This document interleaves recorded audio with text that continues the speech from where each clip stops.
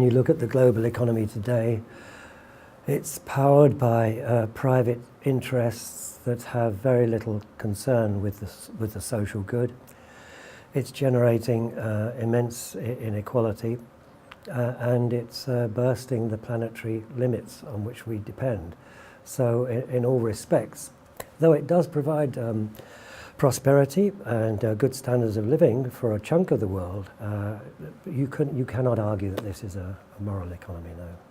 I'm always puzzled by the attractions of basic income to people on the left. The right I can understand, and that's where it originated in the United States and neoliberals and libertarians. It's a solution which emphasizes money, it emphasizes private concerns, it de-emphasizes the role of work and other activities in human life and well-being. It suggests that providing an income floor will suffice. Then it's completely impractical.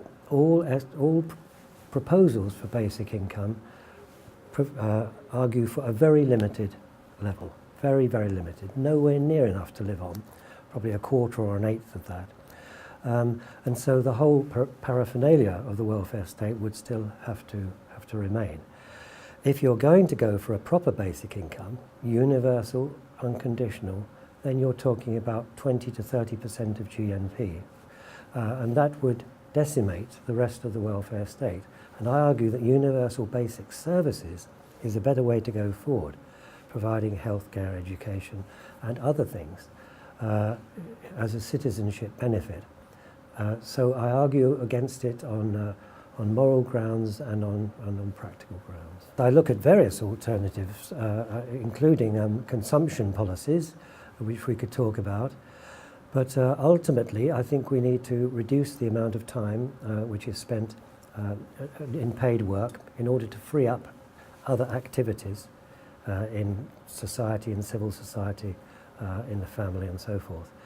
I think this is a better way forward because it's transitional, and you can imagine all sorts of different ways they exist at present in which you could gradually reduce paid work time. Green growth, moving towards renewables, electric cars, all that is perfectly compatible with the trade union movement operating within a market society. There's no reason why we shouldn't progress down that road a lot.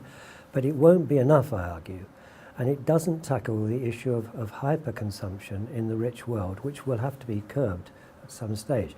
Now that's a very difficult thing for trade unions to do, because it's sort of questioning aspects of our current standard of living. But I do try to put forward in one chapter a detailed way in which we could start to negotiate, talk amongst ourselves, what's really necessary, what are luxuries, what are completely absurd riches, so that we can start discussing distribution and needs within society.